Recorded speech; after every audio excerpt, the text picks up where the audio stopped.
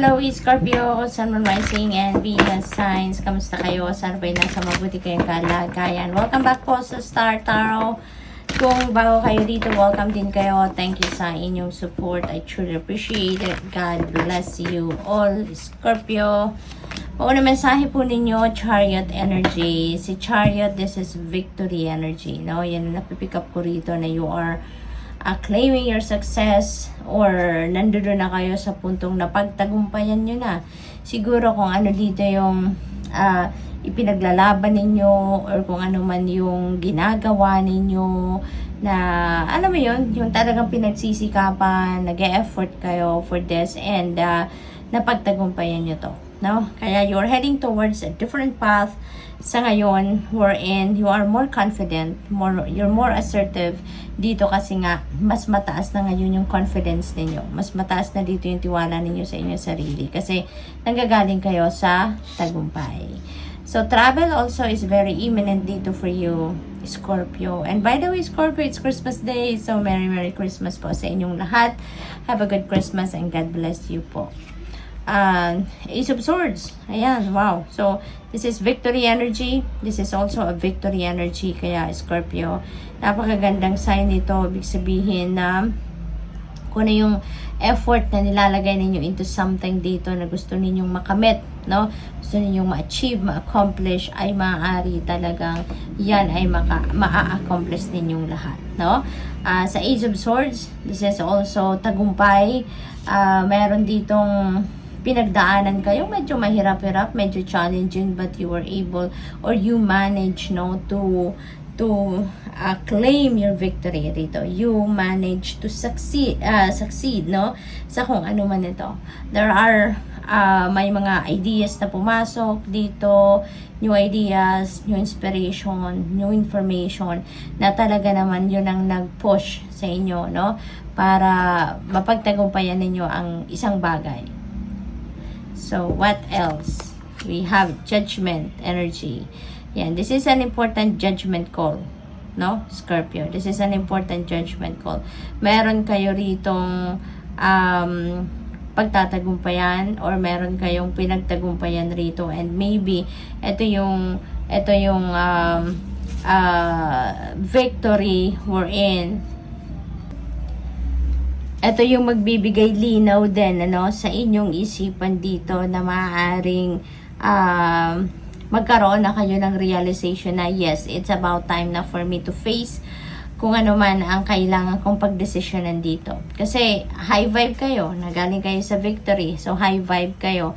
Mas positibo ngayon ang pag-iisip ninyo, or yung daloy ng thought ninyo, yung ganun. Kaya maybe, baka meron ditong realizations kayo, Scorpio, na eto na nga, no,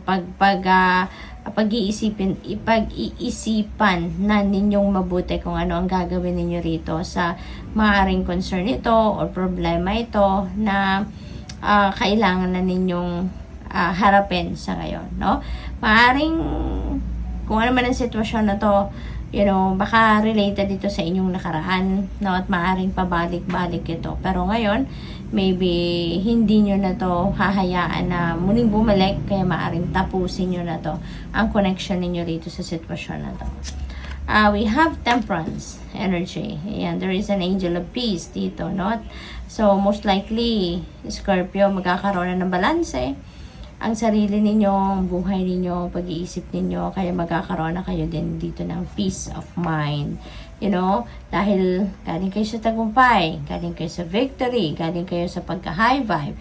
Kaya siguro, mas kayo ngayon, mas tawag dito, mas matiwasay ng inyong pakiramdam kasi even yung mga problema siguro ninyo, nasolusyonan nyo na sa ngayon. Maaari yung mga challenging situations na to, you manage to get around that. Kaya, you're victorious. Masaya. Mataas ang inyong vibration. Mas mataas ng inyong confidence sa ngayon. And of course, magkakaroon kayo ng peace of mind na. Parang nabunutan na kayo dito ng tinik, no? Sa dibdib ninyo. What else? We have 6 of Cups. Ayan. So, merong rito, travel, no? Scorpio, ang iba sa inyo dito is really siguro embarking on a travel.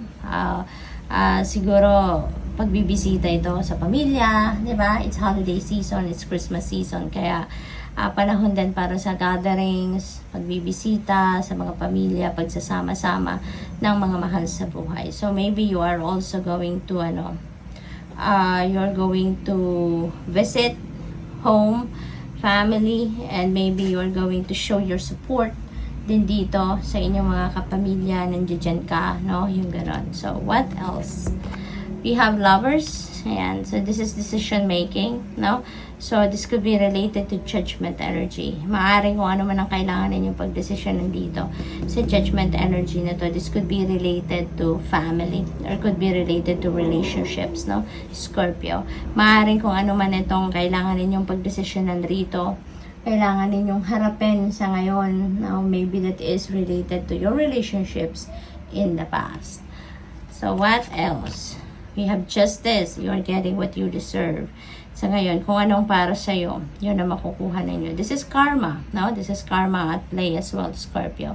Kaya maaaring kung ano man yung kung anong para sa'yo, kung ano yung deserve ninyo, kung anong para sa ikakatahimik ninyo sa ngayon. Kasi may balance din dito. So, maaaring yun ang makakamit ninyo. So, good luck to that.